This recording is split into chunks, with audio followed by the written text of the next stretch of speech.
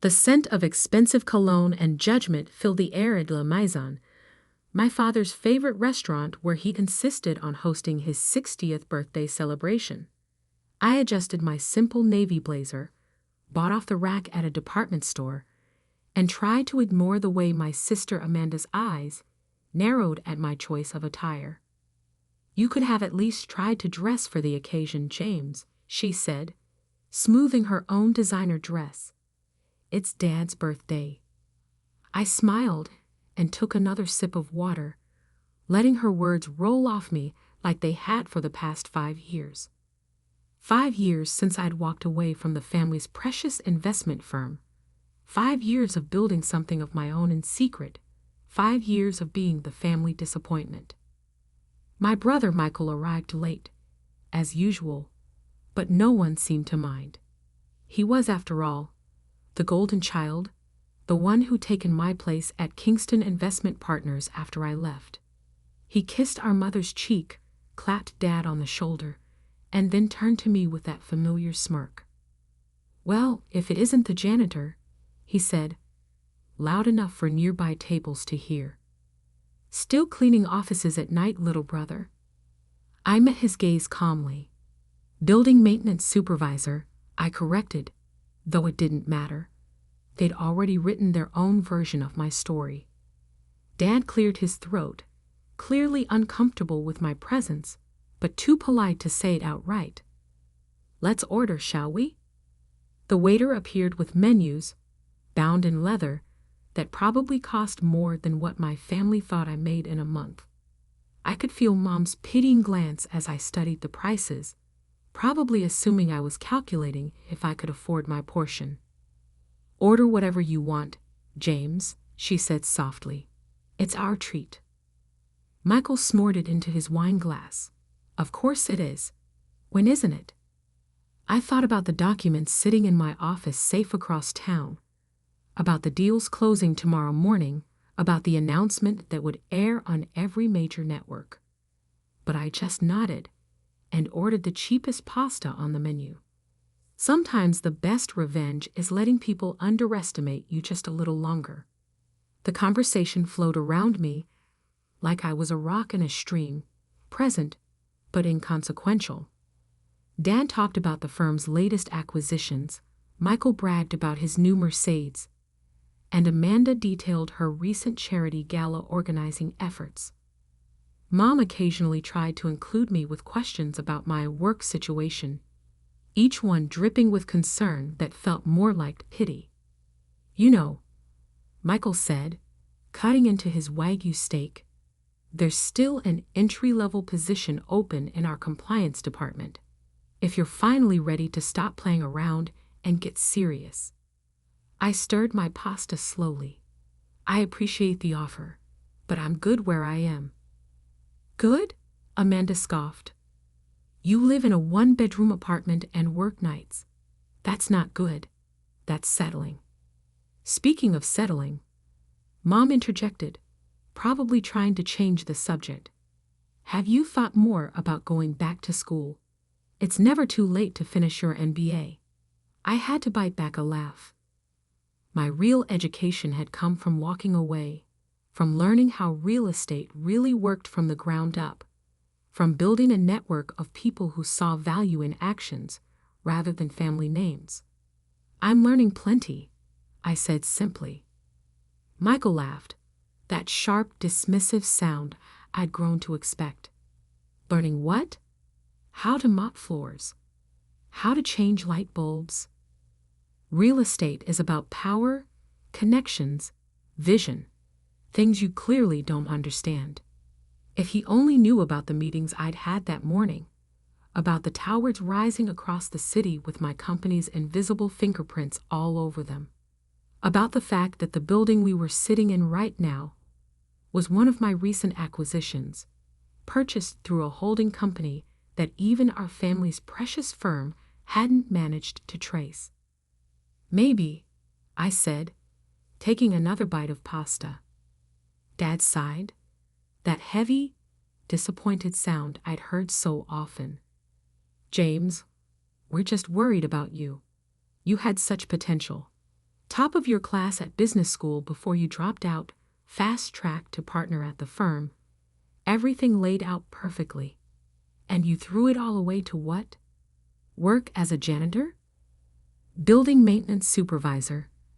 I corrected again, more out of habit than hope they'd listen.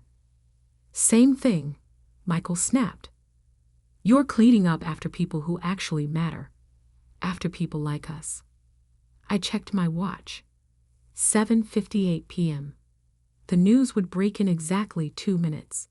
I took a slow sip of water and waited. Your father's right, Mom added, reaching across to pat my hand. It's not too late to turn things around, to be part of the family properly again. The restaurant's background music suddenly cut out, replaced by the familiar jingle of the evening news.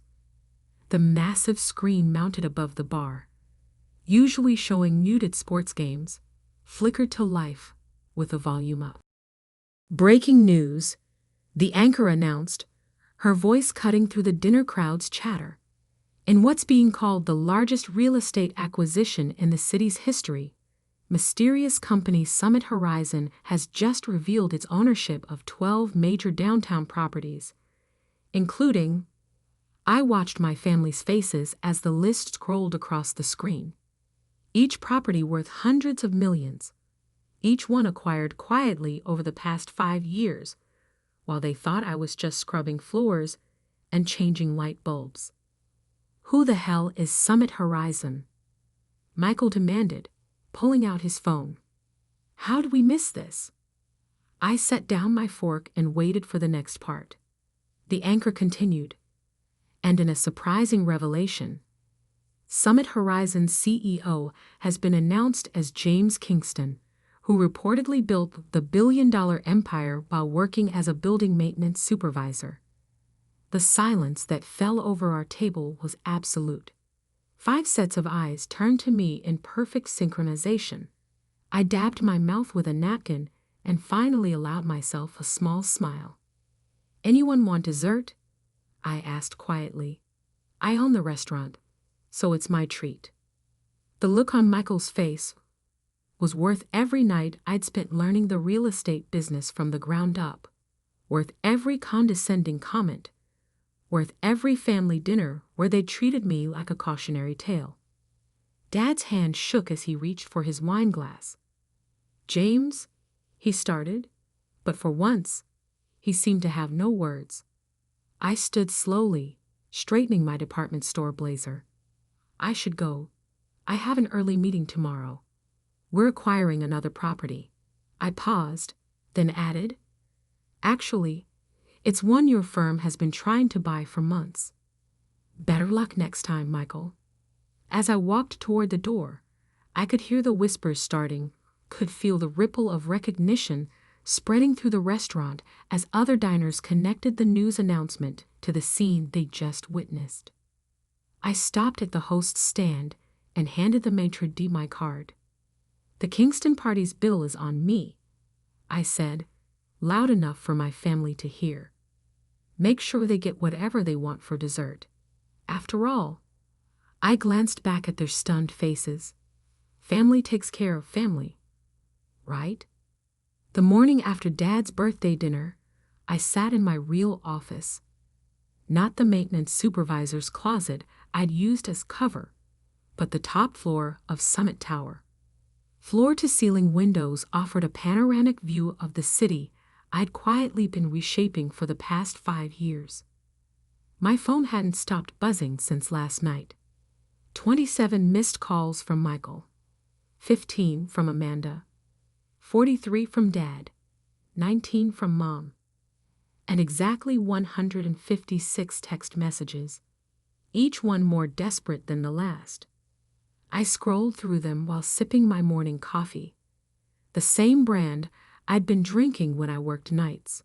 Old habits die hard. James, we need to talk. Dad, how could you keep this from us? Mom, this is a joke, right? Michael, call me back immediately. Amanda. The last one had come just minutes ago. Family emergency meeting at the firm. 9 a.m. Be there. Dad. I checked my watch. 8:57 a.m. They'd be gathering now in the Kingston Investment Partners conference room, probably expecting me to come running at their summons like I used to. Instead, I turned to my laptop and opened the video conference app. At exactly 9 a.m., I sent them a link. My phone rang immediately. What is this? Michael's voice was tight with barely controlled rage. If you want to meet, we'll do it my way, I replied calmly. Click the link.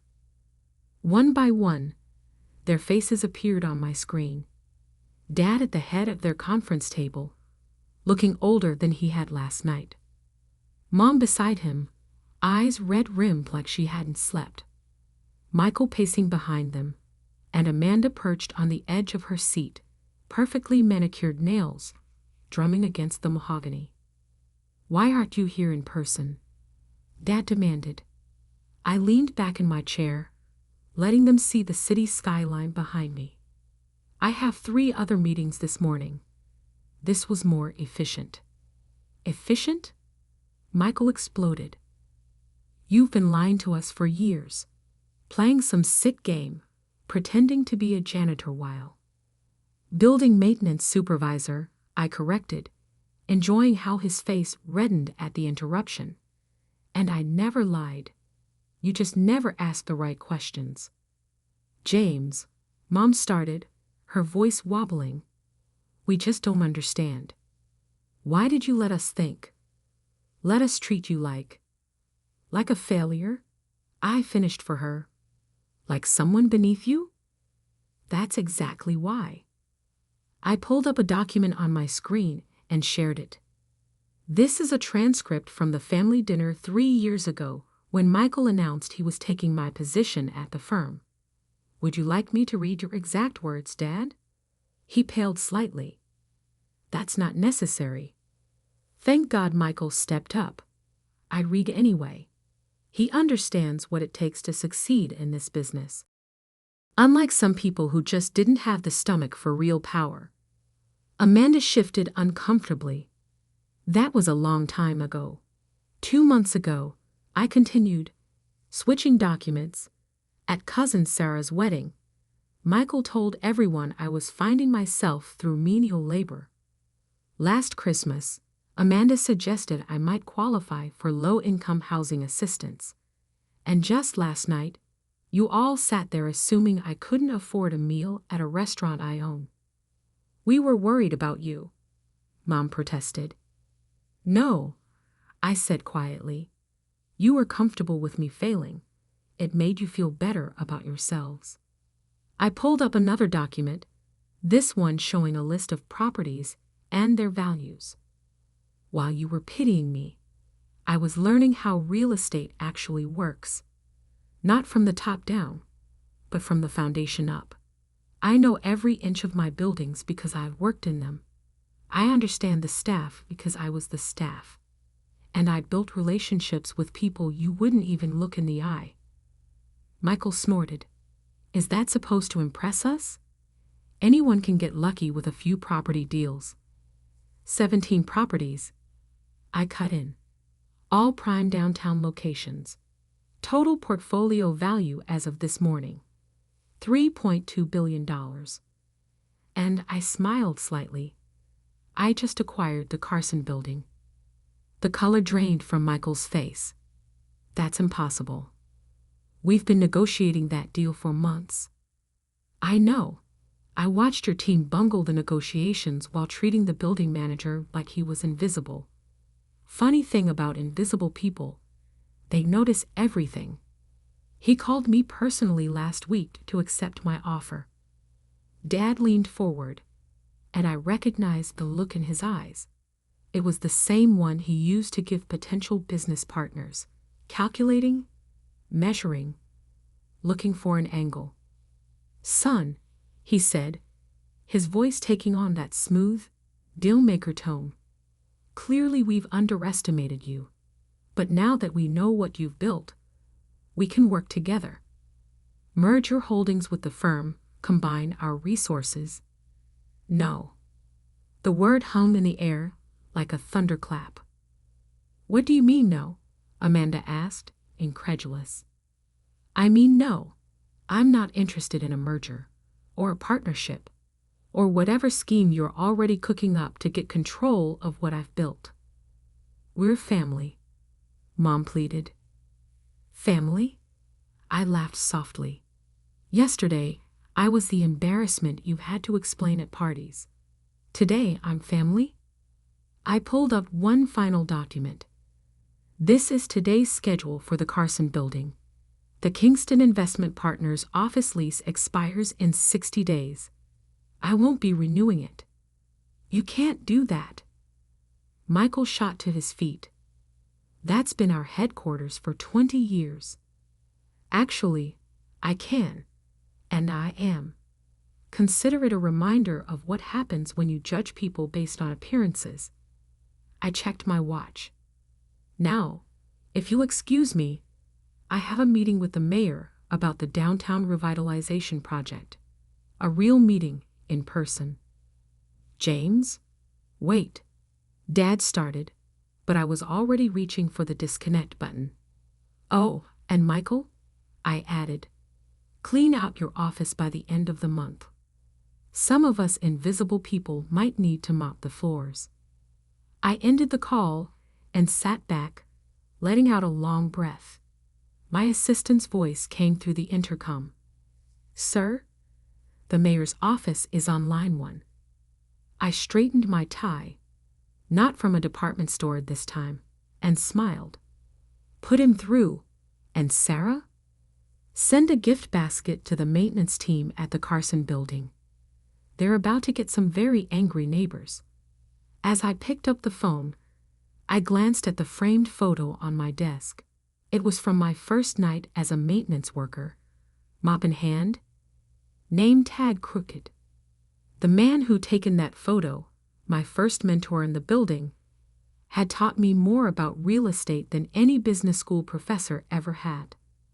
Sometimes, he told me, you have to look up from the ground floor to see how high you can really build.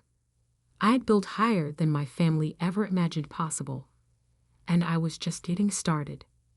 The next 2 weeks unfolded exactly as I'd expected. My family, never ones to accept defeat gracefully, launched a campaign to either discredit me or force their way into my success. First came the rumors. Whispers in country club lounges about how I must have acquired my fortune through questionable means. After all, how could a janitor build a billion-dollar empire legitimately? I was reviewing acquisition proposals in my office when Sarah buzzed through. Your sister's here. She doesn't have an appointment. I glanced at the security feed. Amanda stood in the lobby, designer handbag clutched like a shield. Looking uncomfortable among the maintenance staff, I'd invited to use our first-floor cafe. Sent her up. When she walked in, her eyes widened at my office. No doubt she'd expected something less impressive. The space probably made her firm's executive suite look like a storage closet. Nice view, she said, trying for casual as she sat across from me. Though the furniture's a bit minimal. I looked at my deliberately simple desk, chosen because it matched the one used by my first supervisor in maintenance. What do you want, Amanda? She pulled out a folder. I've been going through some old family documents. Did you know that technically, as the oldest, I have a claim too? Stop. I held up a hand. The trusts? The ones Dad set up when we were kids. I liquidated my share 5 years ago. Used it as seed money for my first property acquisition. You can't claim what I don't have. Her face fell. But that was only $2 million. I finished. Yes, amazing what you can build from that when you actually understand value from the ground up. That's not fair, she snapped. We didn't know. That I was capable, that's exactly the problem. I stood and walked to the window.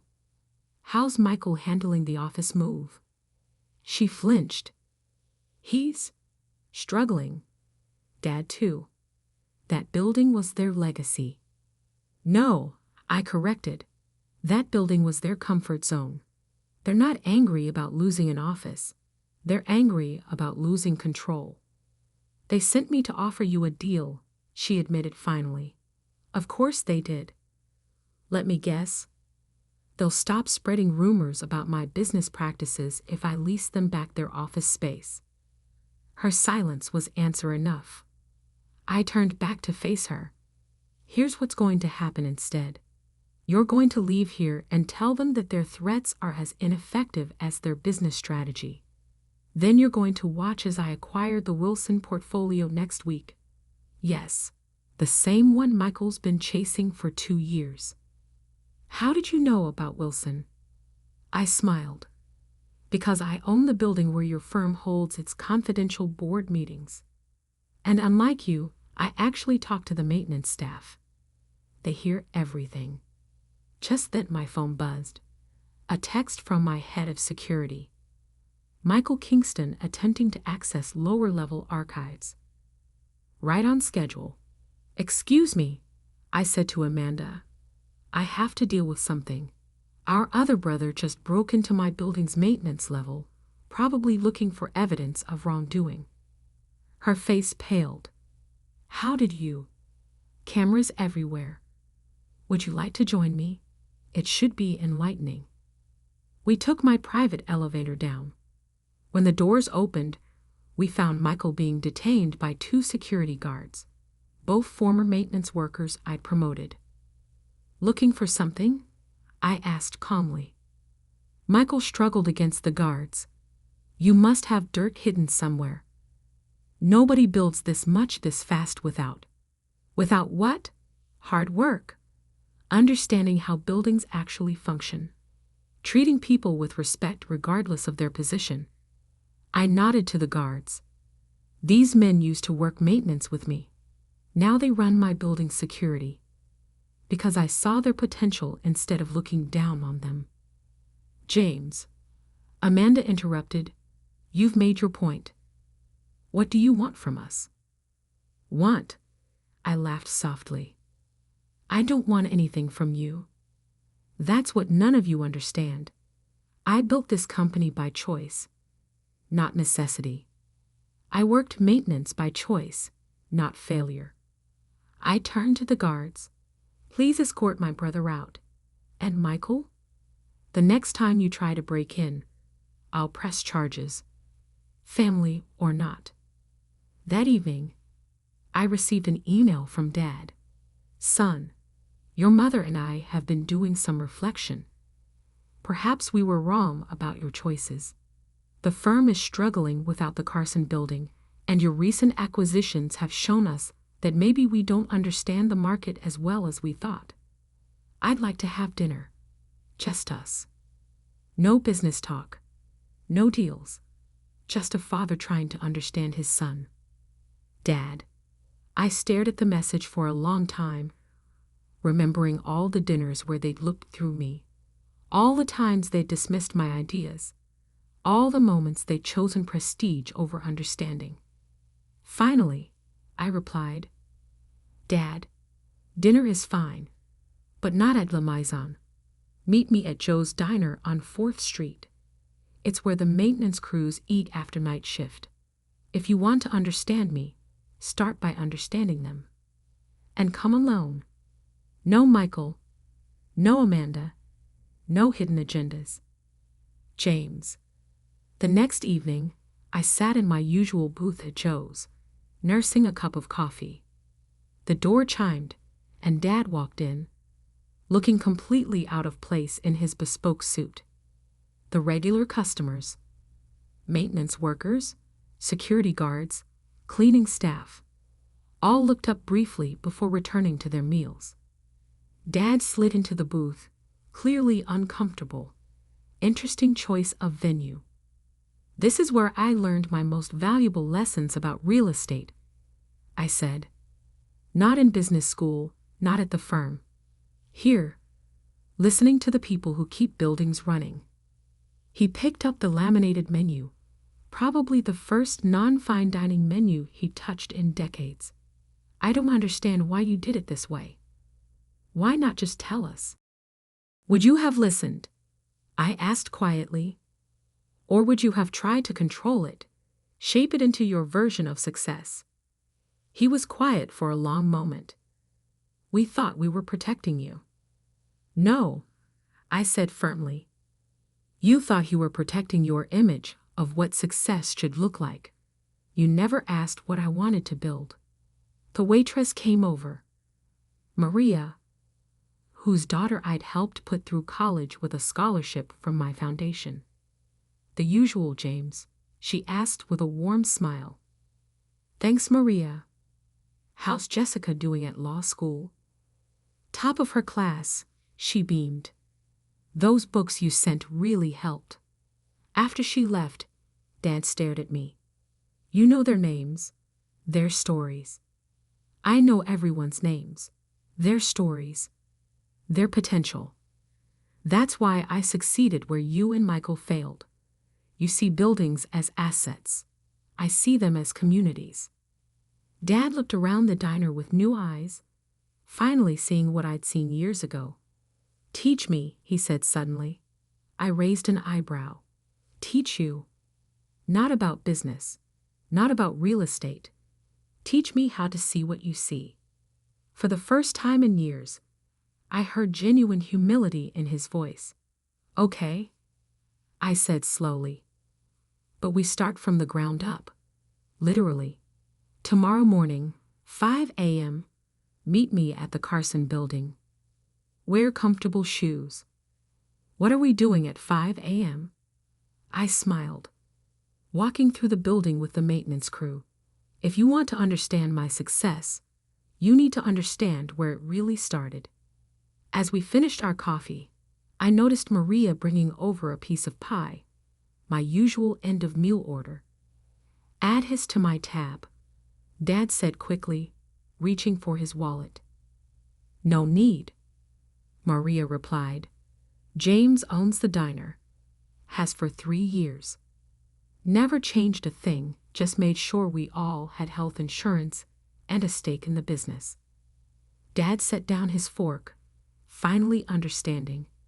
I hadn't just built buildings. I'd built relationships, trust, and communities. I'm sorry, he said quietly, for not seeing you.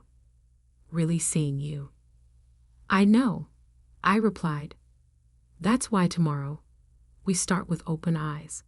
But Dad, this isn't about taking over my company or merging assets. Then what is it about? Learning that success isn't just about what you own. It's about what you build and who you build it with.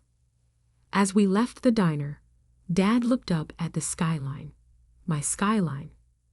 You know, he said thoughtfully, I never really looked up from my office until now. I smiled. Sometimes you have to start at the bottom to truly understand the view from the top. The next morning, when Dad arrived at the Carson building at 5 a.m., he found me already there, dressed in my old maintenance uniform, helping the crew start their day. The look of surprise on his face was priceless, but the lesson was clear. True power isn't about titles or corner offices. It's about understanding every level of what you build, respecting everyone who helps build it, and never forgetting where you started. Even now, years later, I still keep my old maintenance uniform hanging in my office. Not as a reminder of where I came from, but as a reminder of who I really am. Someone who built success from the ground up, one floor at a time.